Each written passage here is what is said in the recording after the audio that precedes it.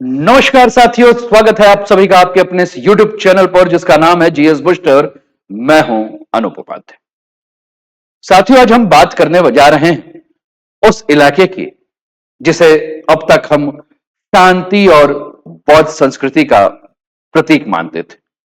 वह इलाका है लद्दाख। लेकिन हाल ही में यह इलाका हिंसा और तनाव का नया केंद्र बन चुका है। भाजपा के कार्यालय को फूंक दिया गया, 4 निर्दोषों की मौत हो गई और आखिरकार आंदोलन के प्रतीक का चेहरा सोनम वांगचुक को गिरफ्तार कर लिया। अब सवाल यह उठता है कि आखिर ऐसा क्यों हुआ?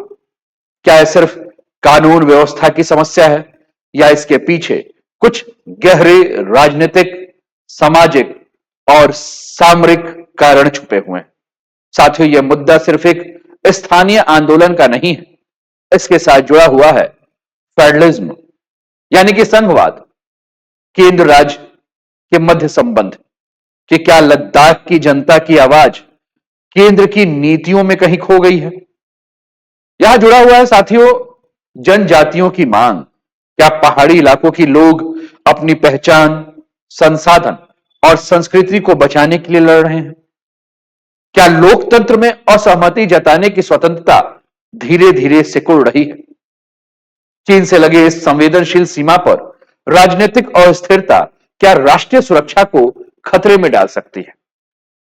क्योंकि यहां केवल एक आंदोलन की कहानी नहीं हो रही है, बल्कि संघवाद, नागरिक अधिकार और राष्ट्रीय सुरक्षा तीनों का एक साथ जो है वह इम्तिहान हो रहा है।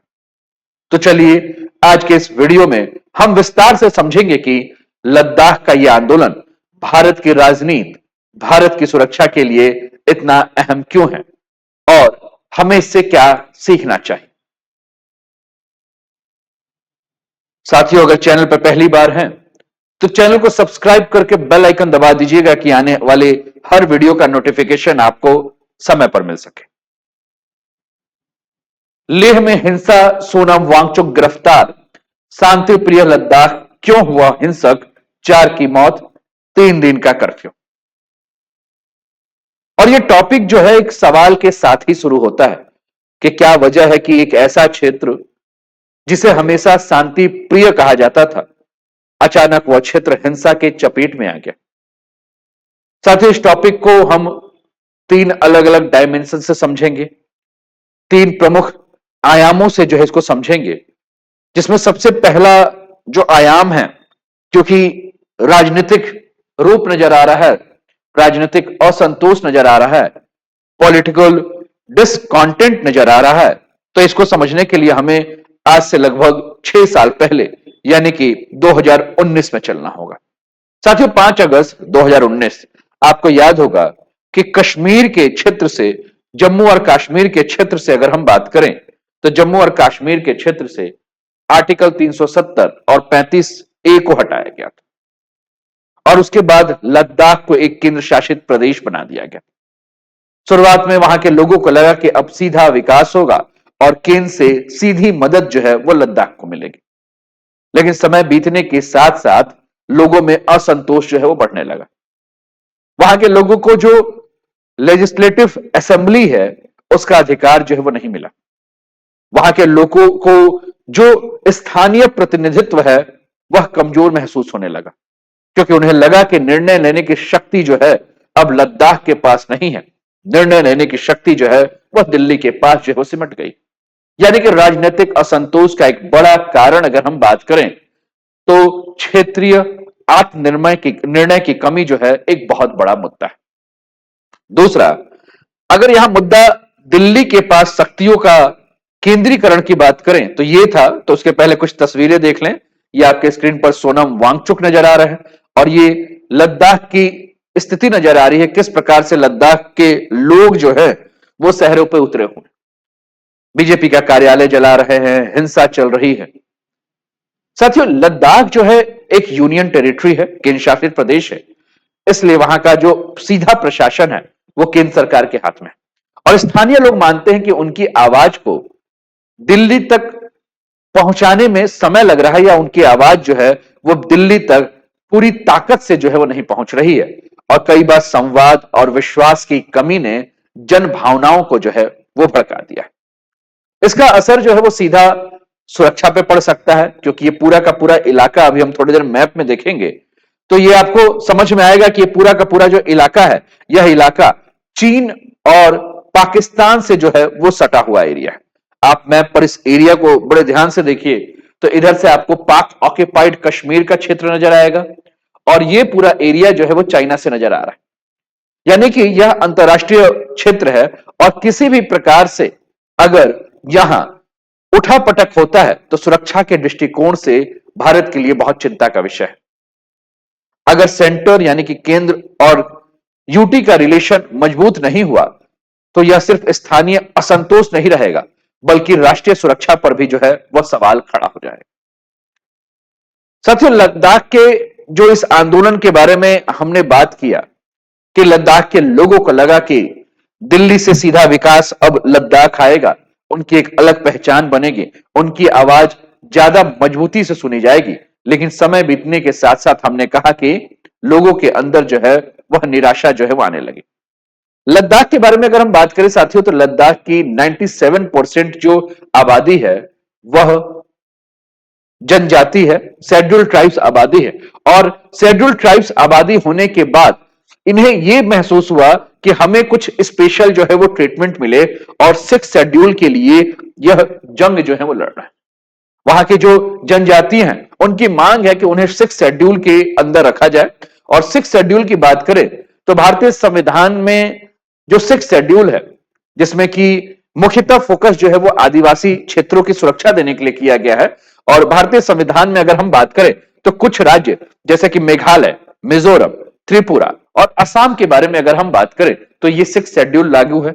और इस 6 शेड्यूल लागू होने के कारण उन राज्यों में ऑटोनोमस डिस्ट्रिक्ट काउंसिल जो है बनाया गया है। ऑटोनोमस डिस्ट्रिक्ट काउंसिल यानी कि स्वायत्त जो जिला स्तर पर अगर हम बात करें तो एक परिषद का निर्माण किया गया है, जिसको कि हम हिंदी में कहें स्वायत्त जिला परिषद। और इन स्वायत्त जिला परिषद यानी कि जिला स्तर पर जो अधिकारी हैं उनके हाथ में यह अधिकार है कि वह उस राज्य के, उस जिले के जमीन, संसाधन और संस्कृति पर जो है वह स्थानीय कानूनों के आधार पर अपने अधिकार रखें। लेकिन लद्दाख कह रहा है कि भैया हमारे पास 97% पॉपुलेशन हमारी एसटी है, शेड्यूल ट्राइब है, हम ट्राइबल्स हैं, तो हमें 6 शेड्यूल में क्यों नहीं रखा गया है, लद्दाख को यह सुरक्षा क्यों नहीं दी। और इसका परिणाम यह है साथियों कि लद्दाख के लोगों के मन में यह डर है कि अगर हमें 6 शेड्यूल के अंतर्गत नहीं रखा गया तो बाहरी लोग लद्दाख आएंगे, यहां का जमीन खरीदेंगे, यहां खनन करेंगे और यहां के संसाधनों का जो है वो दोहन करेंगे। और लद्दाख के लोगों की जो सांस्कृतिक पहचान है, लद्दाख के लोगों की जो भाषाई पहचान है, वो खतरे में पड़ जाएगी। इसका अर्थ है कि जो लद्दाख के लोग 6 शेड्यूल की मांग कर रहे हैं यह सिर्फ एक कानूनी मांग नहीं है, बल्कि उनके सांस्कृतिक अस्तित्व की जो है वो लड़ाई है। लद्दाख की भौगोलिक संरचना के बारे में अगर हम बात करें साथियों तो लद्दाख की भौगोलिक संरचना जो है वो अति संवेदनशील संरचना है। और भौतिक संरचना जिसके बारे में हम बात कर रहे हैं, हमने कहा नाजुक है, अति संवेदनशील है। यहां आपको नदियां मिलेंगी, पहाड़ मिलेंगे, बर्फीले क्षेत्र मिलेंगे। पारिस्थितिकी तंत्र जो है यहां का, अगर थोड़ा सा भी इसमें किसी भी प्रकार का हस्तक्षेप होता है, थोड़ा सा किसी भी प्रकार से मानवीय दबाव उस पर बढ़ता है तो संकट में आ सकता है। अगर यहां कोई उद्योग लगा, यहां कोई खनन हुआ या अंधाधुंध यहां पर्यटन बढ़ा तो यहां का पर्यावरण असंतुलित हो जाएगा, यहां के ग्लेशियर्स पिघलने लगेंगे और यहां की स्थानीय संस्कृति जो है उसका विनाश होने लगेगा। और इसी को लेकर अगर हम बात करें तो लद्दाख के 2 गुट, लेह अपेक्स बॉडी और कारगिल डेमोक्रेटिक अलायंस, ये 2 ग्रुप दिख रहे हैं जिसको कि आप LAB और KDA के नाम से जानिए। और लद्दाख की राजनीति में अगर हम बात करें तो ये दोनों के दोनों ग्रुप जो है वह एक दूसरे से इनकी बिल्कुल भी नहीं बनती है। 36 का आंकड़ा चलता है, काफी मतभेद दिखे जाते हैं। लेकिन इस आंदोलन में अगर हम बात करें तो ये दोनों के दोनों ग्रुप जो है वह एक साथ एकजुट होकर जो है वो खड़े हुए। LAB यानी कि लेह अपेक्स बॉडी, जो कि लेह के बौद्ध बहुल इलाकों की आबादी का प्रतिनिधित्व करता है। कारगिल डेमोक्रेटिक अलायंस जिसको कि KDA हम कह रहे हैं, यह कारगिल के सिया मुस्लिम आबादियों का जो है प्रतिनिधित्व कहता है। लेकिन दोनों ने जो है इस आंदोलन में साझा मांगे की हैं, यानी कि एक साथ मांग की है। साझा मांगे क्या है कि लद्दाख को केंद्र शासित प्रदेश की जगह पर स्टेट हुड का दर्जा दिया जाए, यानी कि राज्य का दर्जा दिया जाए। लद्दाख को 6 शेड्यूल से जो है प्रोटेक्शन दिया जाए।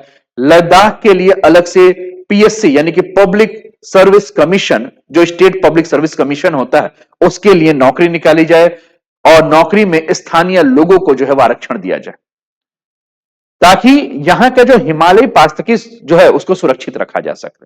और सबसे दिलचस्प बात यह है कि धार्मिक और सांस्कृतिक मतभेद है दोनों के बीच में, उसके बाद भी यह दोनों के दोनों गुट जो है वह साझा आंदोलन चला रहे।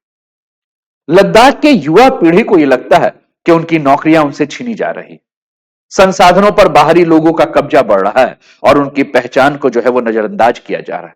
जब युवा को लोकतांत्रिक रास्ते पर समाधान नहीं मिलेगा तो वह सीधे आंदोलनकारी हो जाएगा और उग्र हो जाएगा।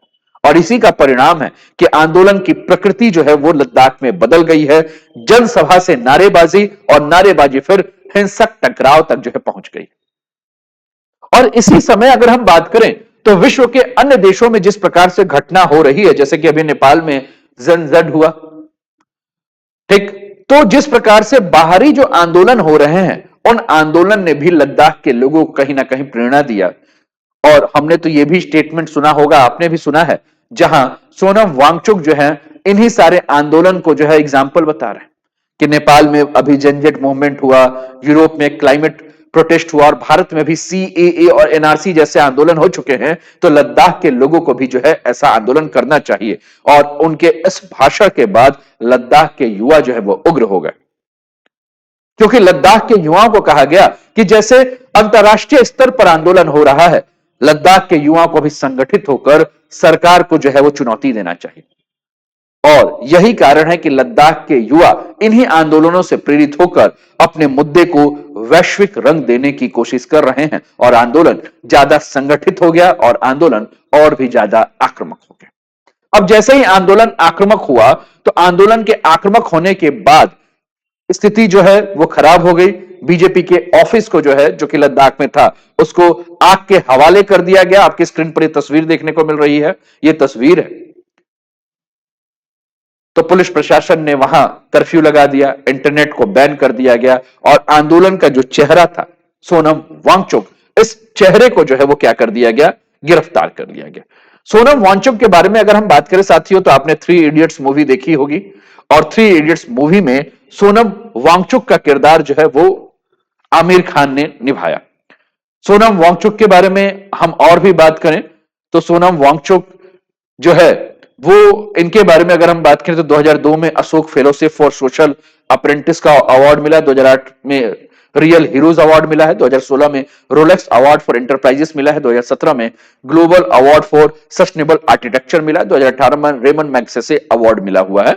ठीक, आंदोलनकारी हैं, इनके 4 प्रमुख मांग है। लद्दाख को पूर्ण राज्य का दर्जा दिया गया, 6वीं अनुसूची के तहत संवैधानिक सुरक्षा दी जाए, कारगिल और लेह अलग लोकसभा सीट बने, सरकारी नौकरियों में स्थानीय लोगों को जो है वो भर्ती की जाए। यह मांग जो है वह लद्दाख के युवा जो है वो सरकार से कर रहे हैं।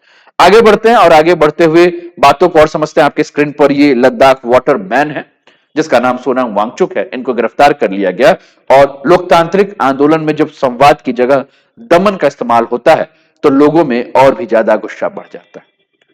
हो सकता है कि इसका परिणाम यह हो कि आंदोलन जो अब शांतिपूर्ण था वो धीरे धीरे हिंसा की ओर बढ़ जाए, हिंसक टकराव बढ़ जाए।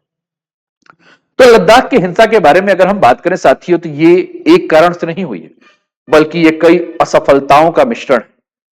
सरकार और जनता के बीच में संवादहीनता, युवा पीढ़ी में अविश्वास, वैश्विक आंदोलन से मिली प्रेरणा और प्रशासन की कड़ी प्रतिक्रिया, इन सब का नतीजा है कि एक शांतिपूर्ण आंदोलन धीरे धीरे निराशा, गुस्से और हिंसा में बदल गया। वहां सरकार ने कर्फ्यू तो लगा दिया, 144 धारा लगा दिया गया है। सबसे पहले जो ये धारा लगाया गया, इसका मकसद ये था कि लोग बड़ी संख्या में इकट्ठे ना हो सके, प्रदर्शन को नियंत्रित किया जा सके और हिंसा को और आगे ना बढ़ने दिया जाए। पुलिस और सीआरपीएफ की जो तैनाती की गई है संवेदनशील इलाकों में, पुलिस और सीआरपीएफ ने फ्लैग मार्च भी किया है। जिससे कि प्रशासन का साफ संदेश यह है कि हिंसा फैलाने वालों के खिलाफ जीरो टॉलरेंस की नीति अपनाई जाएगी। और इससे स्थिति पर आंशिक नियंत्रण तो हुआ है लद्दाख में, लेकिन लोगों में भय और अविश्वास जो है वो और सरकार के प्रति बढ़ गया। हमने कहा कि सोनम वांगचुक का जो भाषण था, यह भाषण उकसाने वाला था, क्योंकि सोनम वांगचुक के ऊपर यह आरोप लगाया है कि इन्होंने जनता को अपने भाषण के माध्यम से उकसाया। और प्रशासन ने इसका तर्क यह दिया कि कहीं ना कहीं इनका भाषण जो है वो लॉ और ऑर्डर के लिए खतरा है। लेकिन स्थानीय लोग और बुद्धिजीवियों का मानना है कि यह गिरफ्तारी जनता की असहमति को दबाने के लिए, यानी कि कहीं ना कहीं केंद्र की सरकार जो है उसके खिलाफ ये था। तो केंद्र की सरकार के खिलाफ था तो विपक्षी और क्षेत्रीय दल जो है वो शांत कैसे रह सकते हैं। विपक्षी दल जो है वो सीधे सरकार के ऊपर यह आरोप लगा रही है कि सरकार संवाद से भाग रही है, और सरकार अगर समय रहते संवाद नहीं करती है तो हालात और भी खराब हो सकते हैं। सरकार को दमन के बजाय संवाद, यानी कि जो लोकतांत्रिक रास्ता है, उसको ही चुनना चाहिए। गृह मंत्रालय के द्वारा जो बयान दिया गया है, गृह मंत्रालय ने साफ कहा है कि सरकार किसी भी हालत में कानून व्यवस्था को बिगड़ने नहीं दे सकती है। लद्दाख जैसी सामरिक क्षेत्र में सुरक्षा सर्वोपरि है, यानी सरकार का जो प्राथमिक फोकस है वह है सिक्योरिटी फर्स्ट डायलॉग लेटर, यानी कि पहले हमें सुरक्षा पर ध्यान देना है, उसके बाद हम बातचीत करेंगे। यानी कि साथियों, अंततः हम ये कह सकते हैं कि लद्दाख का जो आंदोलन है वह सिर्फ लद्दाख का स्थानीय मामला नहीं है। यह भारत की संवैधानिकता, लोकतंत्र और सुरक्षा की परीक्षा है। यदि समय रहते समाधान नहीं निकाला गया तो यह पूरे हिमालय क्षेत्र में भी असंतोष के रूप में फैल सकता है। आपको क्या लगता है? आप अपने विचार कमेंट के माध्यम से हम तक पहुंचाइए, और इस सेंसिटिव मुद्दे पर आप क्या सोचते हैं ये जरूर बताइए। वीडियो अगर पसंद आया हो तो साथियों तो इसको लाइक कर दीजिए, अपने कमेंट तो आपको करने ही हैं, और शेयर भी कर दीजिएगा अपने मित्रों के साथ। और चैनल को अगर सब्सक्राइब नहीं किया साथियों तो सब्सक्राइब कर दीजिए, क्योंकि आपका एक सब्सक्रिप्शन इस चैनल को धीरे धीरे धीरे धीरे गति देगा। उम्मीद है कि आप इसके पहले जो रात 9 बजे जो वीडियो आते हैं उन वीडियो को भी आपने देखा होगा। नहीं देखा होगा तो एक एक करके आप देख लीजिए, प्लेलिस्ट में सारी वीडियोस हैं, और ऐसे ही राष्ट्रीय और अंतर्राष्ट्रीय मुद्दों के ऊपर हम चर्चा करते हैं। अपना ध्यान रखिए, स्वस्थ रहिए, मस्त रहिए, तंदुरुस्त रहिए, हंसते खेलते मुस्कुराते हुए जीवन का आनंद लीजिए। जय हिंद, जय भारत।